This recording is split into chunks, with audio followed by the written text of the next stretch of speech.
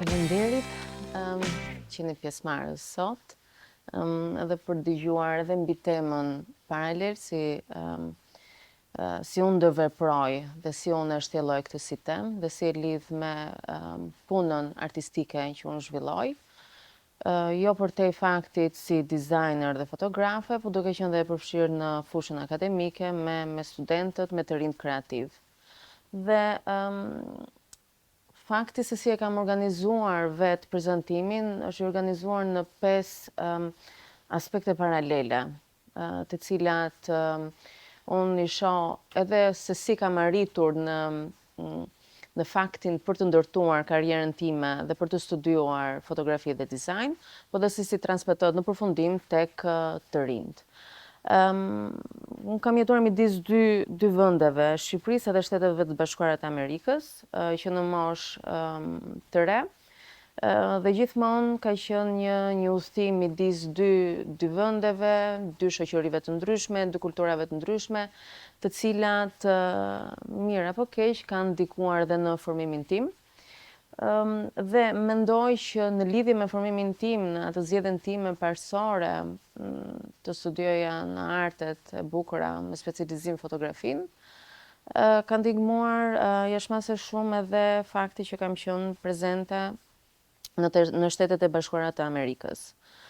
Dhe përpos fillimeve, që ishin komplet një realitet ndryshe, fillon edhe hulumtimi im si një person i cili kërkon dhe sheh një ngjashmëri jo vetëm në kulturë, mundohemi që të gjejmë të përbashkëtat, ato paralelet që lidhnin Shqipërinë si vendin tim me Shtetet e Bashkuara, gjithashtu që ishe bërë dhe krijuar jeta aty, dhe në aspektin kulturor.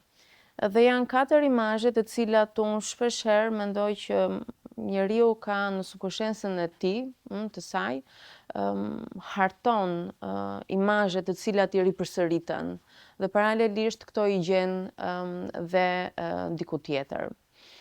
Unë vetë si individ kam qenë një fëmijë shumë kurioz jo në shkathësi, po kurioz për të parë, për të vërejtur.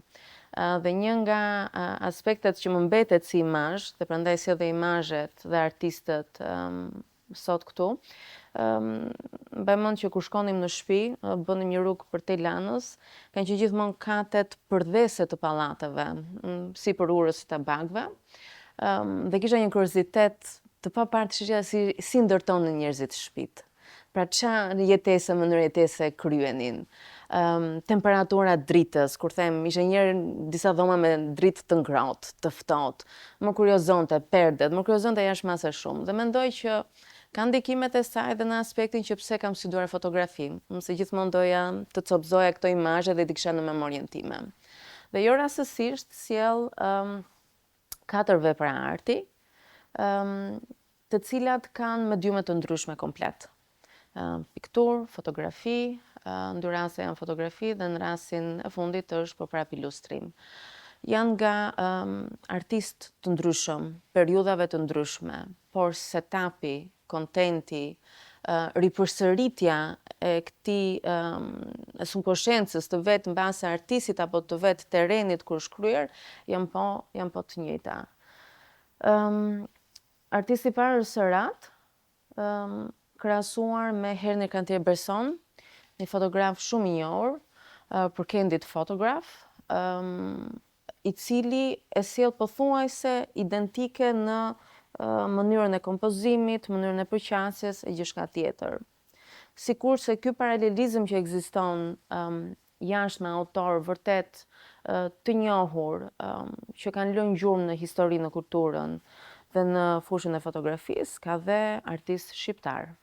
Edhe që këtu do të filloj pak paralelizmin e tyre, se si Petrit Kumi, me fotografinë e tij të liçenit të Tiranës, rreth viteve 70, replikohet deri diku në subkonsciencën në një artisti të ri, Remion Pronjës, në ilustrimin dhe në vizatimin e tij.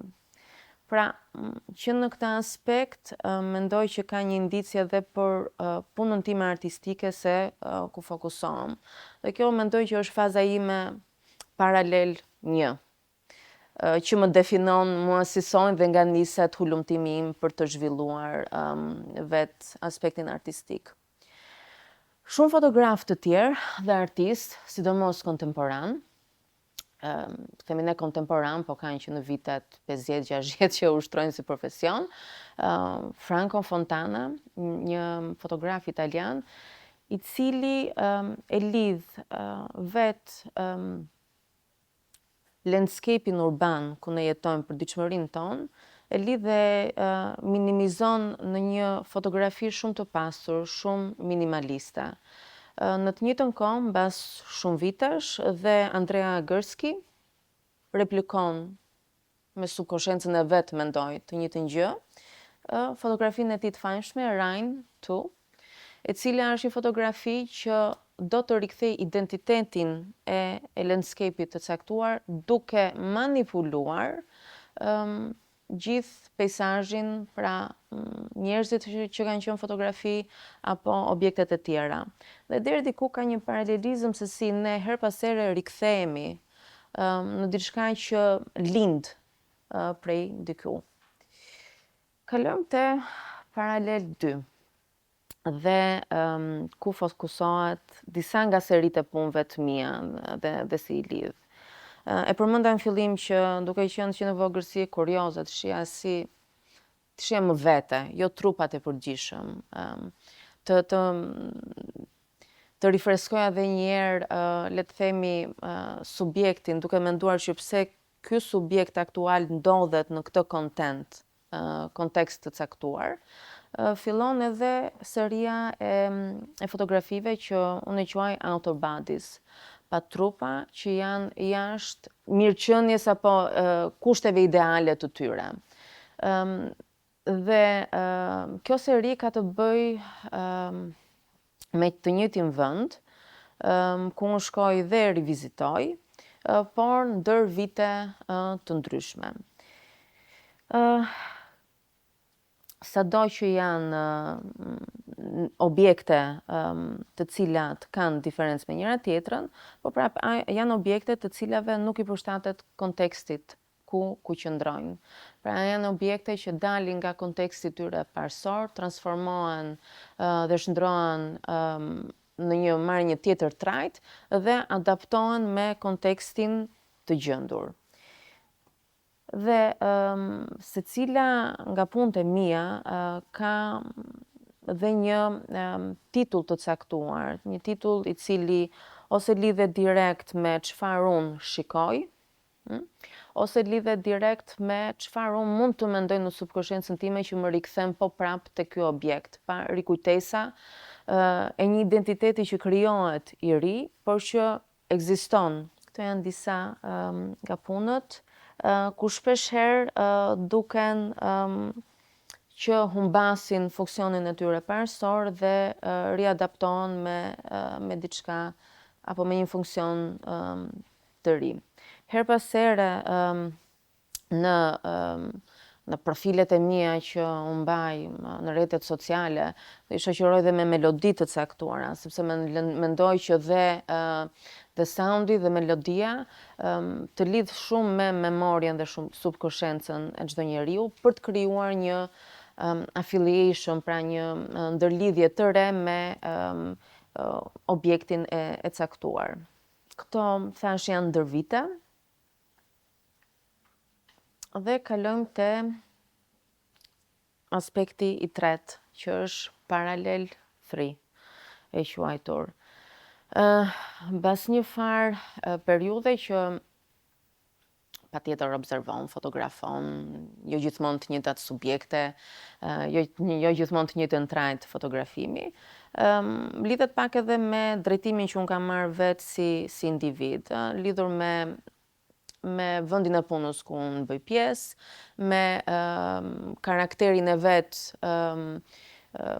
studimeve që unë kam ndjekur, ndonjëherë të impaktuar dhe mbas edhe nga familja caktuar, filloj dhe nga ajo obsession, le të themi, që doja në vogëlsi të shikoja si ndërtoheshin këto ambiente, filloj ngri sy të lartë. Shoh ku jetojmë në këtë landscape-in urban, ç'a ndodh, ndryshon her pas here. Po këtë landscape urban e gjej edhe në Shtetet e Bashkuara të Amerikës, edhe këtu, e gjen kudo. Dhe çfarë të veçantë ka ky landscape urban nëse nuk ka këto simbolet, nëse nuk qëndron në memorien. Dhe gjithë këtë informacion që mendoj që njeriu përpiqet të lexoj dhe përpiqet që të coptëzoj, unë filloj dhe heq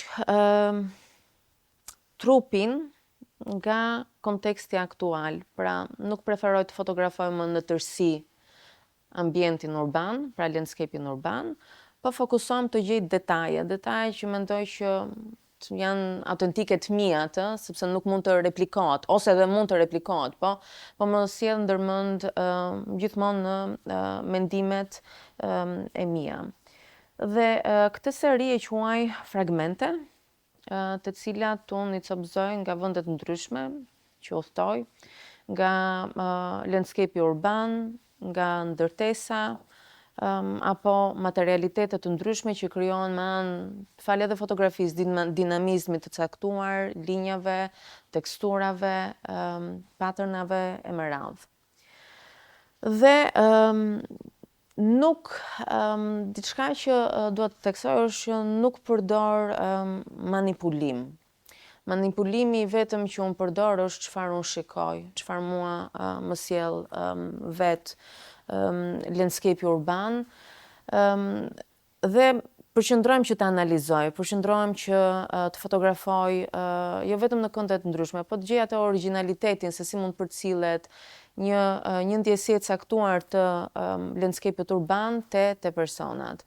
Në përditshmërinë tonë, vetë njeriu ose orientohet duke dhënë tiponime të caktuara nëpër qytete dhe jemi gjithmonë Falabia, te piramida, te Skënderbeu e me radhë. Dhe këto janë tiponime që mbeten, po në fakt edhe imazhi që ne krijojmë, ai imazh në subkonsciencën tonë është një toponim i caktuar. Do mendojnë që këto toponime që dashi pa dashi krijon, ti rifotografoj, po në mënyrë pak më abstrakte. Franco Fontana, një nga fotografët që prezentova në fillim, bën të njëjtën gjë ndër vite, coptëzon imazhin, coptëzon landscape-in urban. Dhe kështu krijon një paralelizëm të drejtë për drejtë me një tjetër kontekst që e vën shikuesin për të eksploruar më tej. Këto janë rastësore. Nuk mendoj që unë dal edhe i vëj synim vetes, do dal sot, do fotografoj, absolutisht. Dhe kur tentoj ta bëj, dështon, mendoj. Sepse varet shumë nga gjendja e vet artistit, në mediume ndryshme, nga konteksti e me radhë. E ritheksoj edhe një herë që nuk janë manipulime, këto janë thjesht observime që unë zhvilloj në jetën time të përditshme. Kur dal me familjen, kur jam vetëm, kur jam me kolegë, është shumë spontane. Po ky spontanitet që e zhvilloj me këtë seri, vërtet që më ka inkurajuar që të vazhdoj dhe te seria fundit që do ju prezantoj. Prandaj thash, unë kam disa vite që heci rrugëve. Një ditë më përpara po diskutoj me kolegun tim, dhe vend që të shoh ku heci drejt, gjithmonë shoh çka kam edhe për qark edhe por që dhe mendoj që minimalizmi që unë dua të sjell, fragmentimet që unë dua të sjell, funksionon. pra e krijon dashje pa dashje këtyre toponimeve arkitekturore që ne kemi në landscape-in urban, i ka krijuar një identitet paralel në aspektin tim, në subkonsciencën time. Fragmente që mendoj gjithsecili mund t'i gjej, i rigjen, dhe deri diku unë i kthej dhe në krahasime. Prandaj saktësova që titujt e punëve të mia janë komplet të ndryshme, janë brenda një serie, po kanë konotacion të ndryshëm, për t'i dhënë pak edhe atë madhështinë kaq të thjeshtë që unë gjej në këto objekte. Si dhe ndonjëherë realisht janë edhe lidhur me e përmenda gjendjen, s'dua të them shpirtërore, po në memorien që sa më sjell. 1986 Void përket me vitin e lindjes time, por që është një Void që unë dua ta zhvilloj më shumë, ta eksploroj më shumë, është diçka që mendoj që mungon, që dua ta rimbush, edhe kjo mendoj si fotografi e përcjell. Nëse kaloj te paralel 4, dhe realisht kjo është një kronologji se si unë kam zhvilluar deri më tani punën time, pasi hulumtova gjithë landscape-in urban, aspektet e fotografëve të tjerë se si sjellin, se ku derivojnë, subkonsciencën, këtë krijimin e identiteteve të reja, paralelisht me identitete që kanë ekzistuar edhe më përpara, kaloj te ajo që unë e quaj dialectical perception, që ka të bëjë me objektin, me perceiver dhe the act of perceiving. Pra se si e percepton, edhe publiku gjoj apo se si duam që të perceptohet. Dhe sërisht, mendoj që kur arrita në aspektin që unë fragmentoja komplet imazhin urban, mendova dhe e kam hulumtuar goxha që kush mund të ma definoj mua çfarë është e drejtë, si duhet të qëndroj, dhe si duhet të jetë në ato kornizat perfekte një imazh apo një fotografi perfekte apo imazh urban. Dhe pikërisht ka qenë kjo fotografi, godina këtu pranë, e cila duke e hulumtuar, po të shohim mënyrat e ndryshme se si mund të perceptohet, krijon realisht një paralelizëm me një identitet të ri.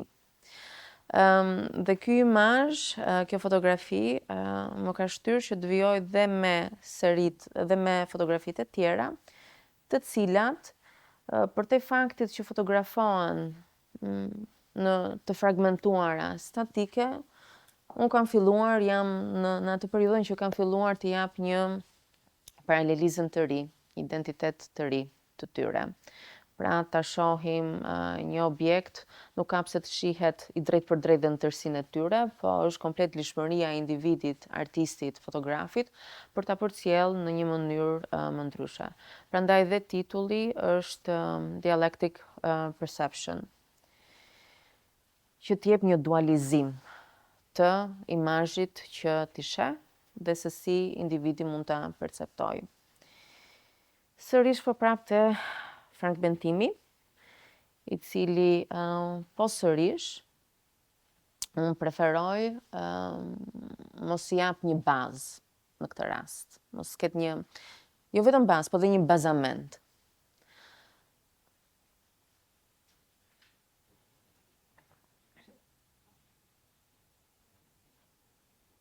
Apo si në rastin e ngjashëm, që po prap individi nuk percepton dot kush është realiteti dhe kush është subjekti që unë i ofroj. Dhe kjo gjë ndodh në një sërsërish fotografish, që unë nuk dua të qëndroj në disa baza, në disa struktura, po dua të dal për te tyre, dhe dua që vetë individin ta drejtoj në një subkonsciencë të tij të saj për të menduar se si një imazh mund të ketë një impakt të caktuar. Dhe kaloj te paralel 5, e cila është pjesa që nëse nisem që në fillim, që në vogëlsi, që në faktin që jetojmë midis dy vendeve të caktuara, që në faktin që impakton në edukimin tim fillimisht në art e në fotografi dhe pastaj dhe lidhur me pjesën e arkitekturës, patjetër që këtë lloj perceptimi e zhvilloj dhe me të rinjt.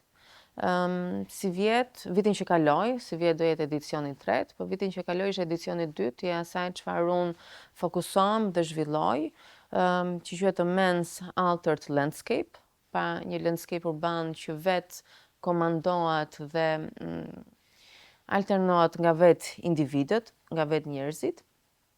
Dhe kjo ka qenë për te faktit që ka qenë një nisëm e dy fotografëve shumë të famshëm gjerman, çiftit The Batchers, që fotografonin struktura industriale, për thjesht faktin se duhet të dokumentonin këto, po i kthyen këto struktura industriale në art. Mendoj që realiteti ku ne jetojmë, deri diku është edhe një paralelizëm me çfarë ne shohim, çfarë ne mund të mendojmë në subkonsciencën tonë, si ne mund të fragmentojmë gjithë landscape-in urban përreth nesh. Dhe kjo është një projekt që e përmenda është viti 2 si vjet do bëhet edicioni 3, ku me të rinj ne fragmentojmë landscape-in rreth e përqark në vende të ndryshme, pa saktësuar objektin, pa saktësuar vendodhjen. Dhe në përfundim të dokumentimit, lejohet vetë individi që të krijojë atë paralelizmin e tij ideal të landscape-it të ndërtuar nga vetë ta. Këto janë disa shembuj, të cilët më së miri e përkufizojnë. Janë të gjitha detaje që i gjejmë në jetën tonë të përditshme, që na rrethojnë. Paralelizmi në këtë rast është identiteti që ne krijojmë edhe që ne duam që të krijohet nëpërmjet fotografisë si zhanër dhe të definohet edhe eksplorohet më shumë. Pra, nëse i shihni me kujdes, këto janë gjitha objekte që besoj që tek tuk me element i njihni, të cilat më pas transformohen në një fotomontazh në idealin e tyre se si mund të jetë ndërtesa në tërësi. Pak a shumë kjo është si prezantim, ndarë në 5 kategoritë, të cilat vërtet mendoj që edhe në lidhje me temën paralel dhe me temën e krijimit të një identiteti, ekziston sepse çdo njeri krijon identitetin e tij. Mirë apo keq në jetën e përditshme, sado që në fillimet e tij deri në fund ka një identitet i cili ndryshon nga kushtet që vetë njeriu zhvillohet. Në të njëjtën kohë dhe fotografia të jep mundësinë që përveç se të dokumentosh identitete të caktuara, vende të caktuara në kohë reale, të jep mundësinë për t'i lidhur to dhe pas shumë periudhash të ndryshme. Faleminderit.